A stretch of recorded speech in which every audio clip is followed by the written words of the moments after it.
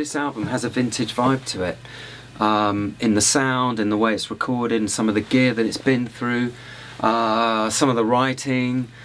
My values, I love the 70s. I love the 70s recordings, from Fleetwood Mac to Steely Dan, incredible sonic warmth and depth, and the musicianship as well. So I've tried to capture some of that and bring it up to date in my way.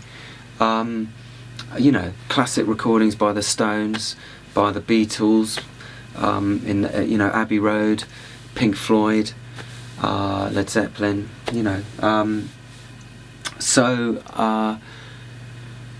Yeah, those values of and character of the vintage side of things, which I'm really passionate about, you'll find in my album. And I think those values are timeless. I think that they can still be relevant.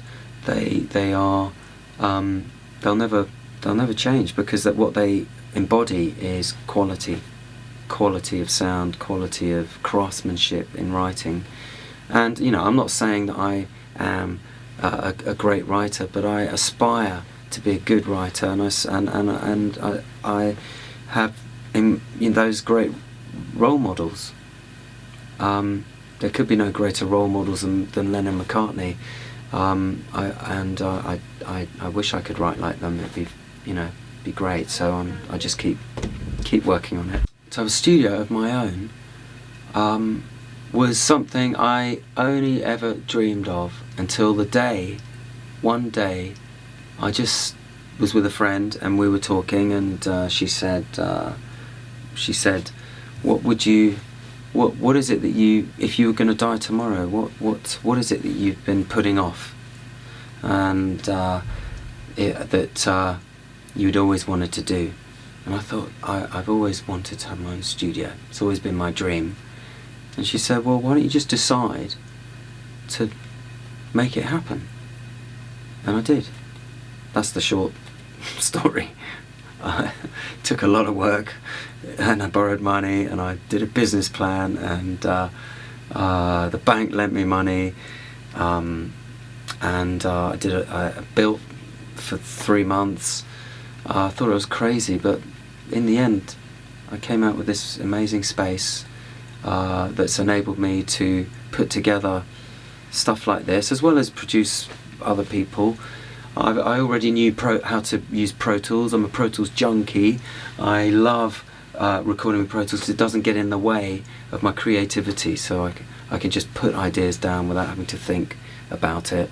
And this album has grown very organically out of initially just I actually was really angry one day. I was really angry and had a lot of frustration, and I just started playing a bunch of ideas and recording it, and I started recording them, and I thought, okay, I'm going to do one every day, and that turned into 5 days and 5 different tracks that I built upon.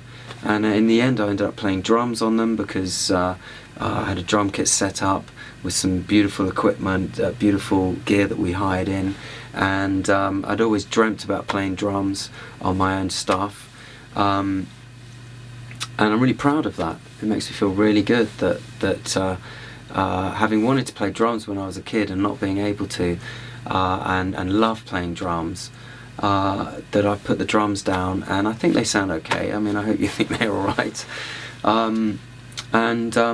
The album's just developed from a bunch of songs, as anything does. So what else? Is there anything else? I love vintage. I'm crazy about vintage gear, and I've got some old Telefunken mic preamps which power the microphones, and each preamp will have a different character, and these are from the 1950s, early 60s, and they were used in the Beatles sessions. They had a slightly different one, but they've got similar characters, and it's been great to be able to use some of those, even to get my hands on them, because they're really rare.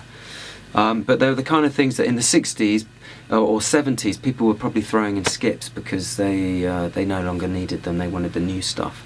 So there aren't that many left. Old microphones, old guitars. This guitar